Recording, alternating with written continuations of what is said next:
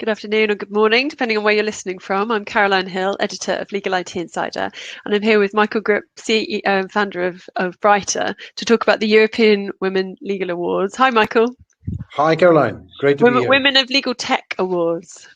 Yes. That's right, isn't it? So we're here to talk about the nominations. So you are involved. It's you and Hogan Lovells that Yes, effectively founded the awards, and you've got.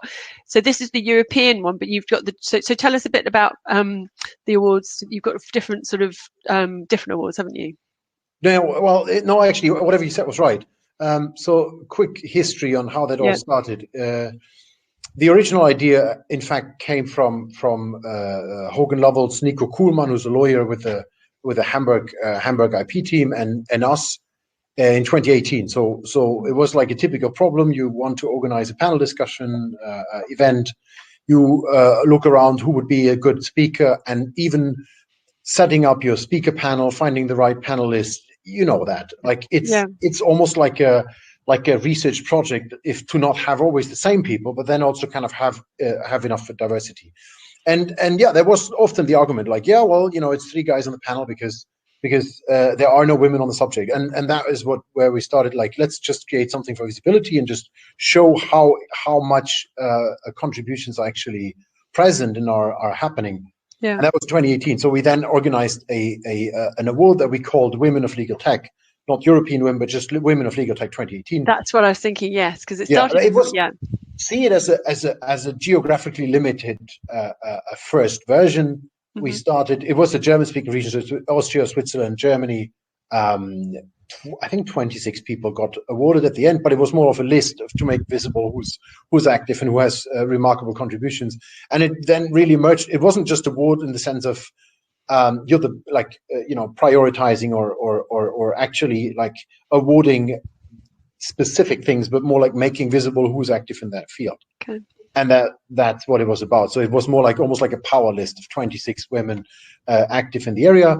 We launched it together with some news blogs on legal tech in Germany or the German-speaking area, and they published it. And since then, that was a thing. Like you had more activity there. I think there was even a small community emerging around the women who got awarded, and that's it. So like there was a lot going on. So it was a great success. It really worked. And then when we thought about doing it again in 2020, then of course there was some chaos in March, April, COVID, etc. But we decided to do it, but not limit it necessarily to Germany and to the German-speaking region. Why? Last time we had Marie Bernard was one of the awarded people, and she's really European by all means. There were some other people traveling, so why limit this? So we said it's a European thing.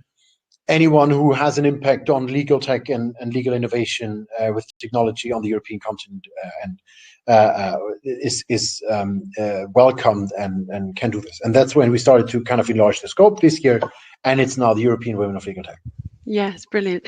And so you're, and we're honoured to be one of your media partners. And we've been trying to help promote, which I don't think you've needed any help, to be honest with you.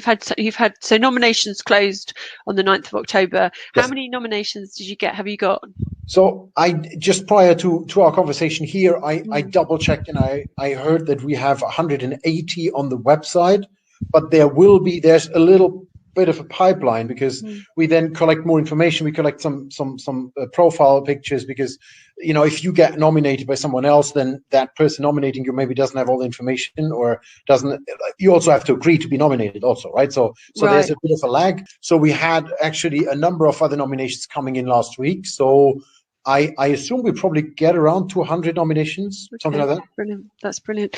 And obviously this time around, so you're sponsored by, you're working with Hogan Lovells as well, as I sort of said first of all.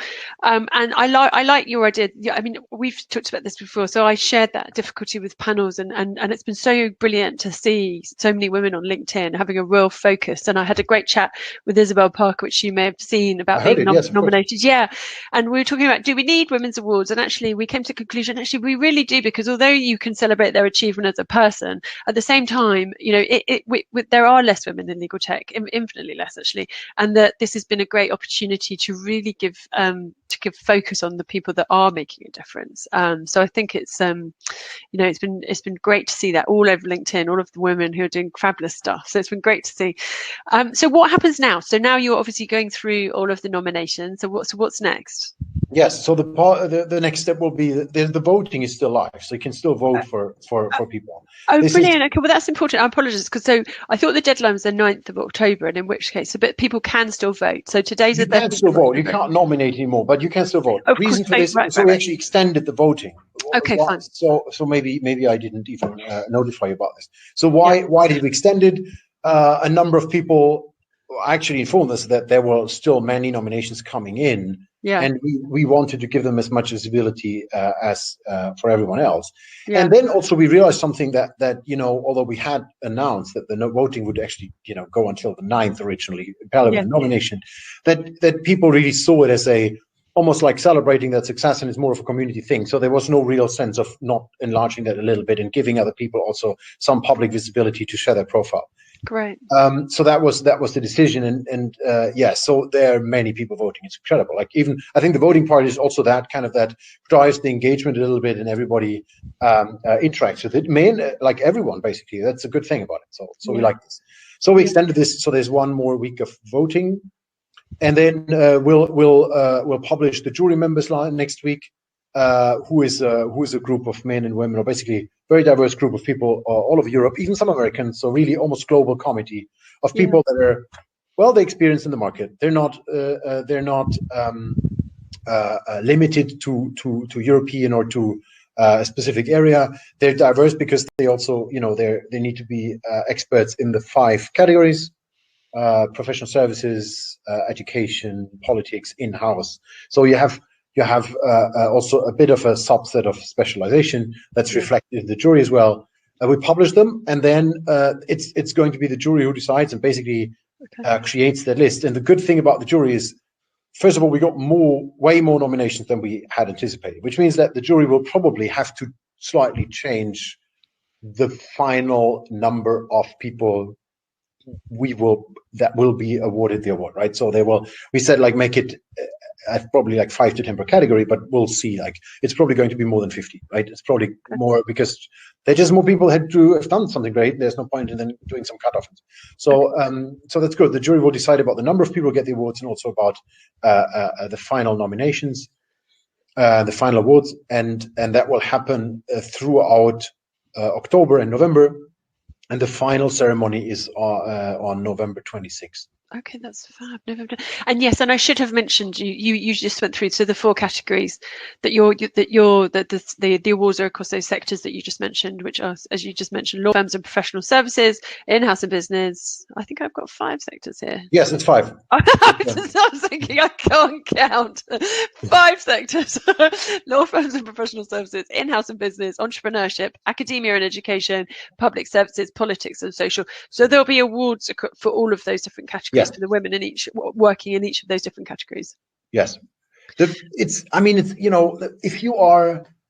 let's say you're a student and you're running a hugely successful blog, the economic impact of that blog is maybe limited.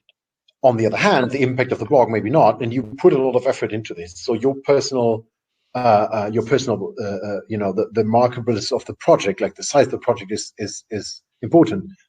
Not the same scale as someone who's maybe running a legal tech company that is already global, which is also not the same category as someone who's employed in a company to drive innovation and to do that on a professional level. However, all 3 deserve more visibility, full stop. So you need to change the categories, because otherwise you will end up with a lot of professional services and a lot of entrepreneurship, right? Yeah, absolutely. That's great. So vote, everyone. When you're listening, you still vote. Go onto the website. I can share the link along. We'll publish this article on this conversation on legaltechnology.com, and I'll share a link again to the website so people can go and vote. Just lastly, so you share I know that one of the reasons, and I like what you've said about diversity, Michael. Like, so you've said that diversity is at the core of all successful businesses, and you said as legal tech emerges as a new industry, at Brighter, we're committed to making sure it's one which values and encourages and supports diversity right from the outset, which is a value that we share as an organisation. So, and you at Brighter, I should give you credit. You're remote working, and diversity is at the core of your values too, isn't it? Yes, it's, you know, like, in all honesty, like we're three founders in Brighter, but it's just because there's three founders and that's how things happen. But I think we have 40% women across the company, and diversity in every aspect. It's a really, let's say, funny and colorful team, and it already starts with the fact that it's not really a German company. Like, we're not, right. Half the people don't speak German at all, or are not, like, half the people are not based in Germany. It's not, building software made in Germany out of the Black Forest, right? It's really a European group of people. And to be, in all honesty, I think diversity is not just something that, it's something you need to kind of check off your list because nowadays it's cool to do it, or it's something you should do. My co-founder always says, do you want to hire the best people in your hometown, or the best people in your network, or do you want to hire the best people in the world, or wherever you can find them? And that automatically leads to diversity. Like, if you focus on really driven people, that will give you a quite diverse team. And that's how we ended up, being, like I said, Brighter. It's part of our company principle, but it's also because we're a company that likes what, we like to do what we do and be good in it, and that's kind of led to it. Yeah, and you're obviously doing really well. We've been sort of writing and following your successes, so it's great to see. Michael, thank you very much. We'll hopefully catch up with the next installment and be helping you to announce the winners as well. Nice. Thank you very much for participating, Caroline. Thanks for the support, and have a great week. You too. Ciao.